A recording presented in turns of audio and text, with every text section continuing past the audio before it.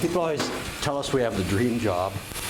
One of the guys that works here always says he likes the job because it's the only time in his life anybody's ever cheered for him. People get a kick out of it here.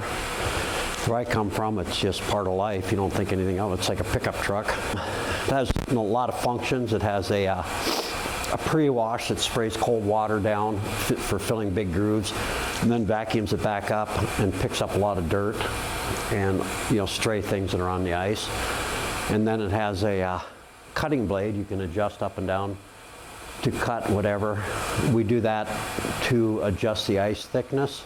It helps too with cleaning up the ice. Like if you see in a hockey rink how they can do it in one pass, they will add ice at night but cut a lot more during the game. Where they have better temperature control, they have that option. For us, we have to do 2 passes because with evaporation and the warm days we lose too much ice if we cut enough to get it with 1 pass.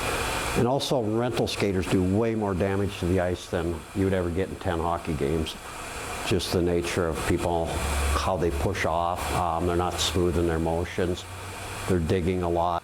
Hot water that runs behind at about 120 degrees, that just melts in, makes the layers of ice bond. If you do it with cold water, it'll actually fracture. One layer will fracture off the other when you turn or cut or stop or anything. So it bonds the ice. I've had a lot of people comment, why do we have a full-size Zamboni for, one guy said, a crappy little ice sheet, but it's actually, our ice is 1 2/3 the size, square footage of a normal hockey rink, and 1.5 times the size of an Olympic hockey rink. It's actually quite a large ice sheet, and that's another reason we can't do it in 1 pass is we couldn't hold enough snow to make a clean cut. If we did it in 1 pass and cut enough off, our bin wouldn't, because it's designed for the size of a hockey rink, it would not hold enough snow to do a 1-pass finish on it. The blades are sharpened frequently. Last year we changed them once a week.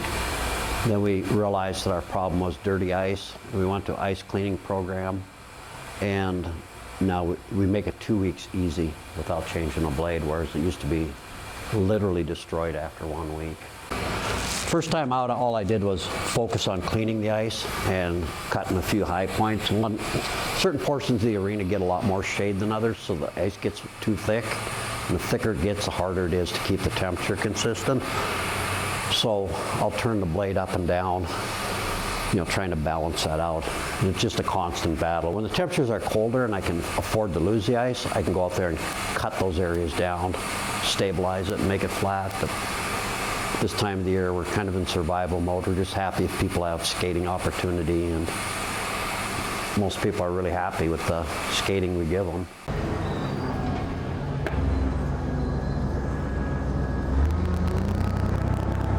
This is way harder than doing a hockey arena. Nothing straight. Like we were opening a session now, I'd be cutting a lot of snow off to make it more even, but now I'm just letting physics and Mother Nature level things out for me. Yeah, sunny and windy are bad. We had that Monday. We had to come in and do maintenance.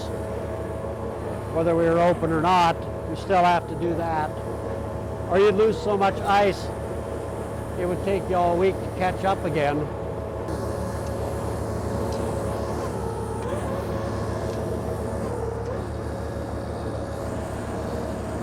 There you got some snow going.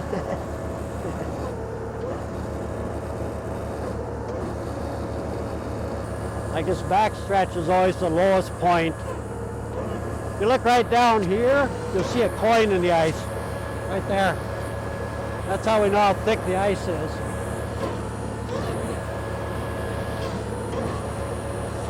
That's how we know the back stretch is always the thin area. Gets the most sun, most wind, it's not protected from anything. Even just the shade from the building those few hours a day make a big difference.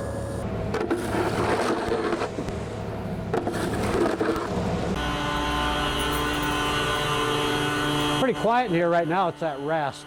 I just have a circulation pump going. Usually it's pretty dang loud. This tells us the different temperatures. We keep it really cold at night, try to store as much cold energy as we can. It's obviously a faulty sensor.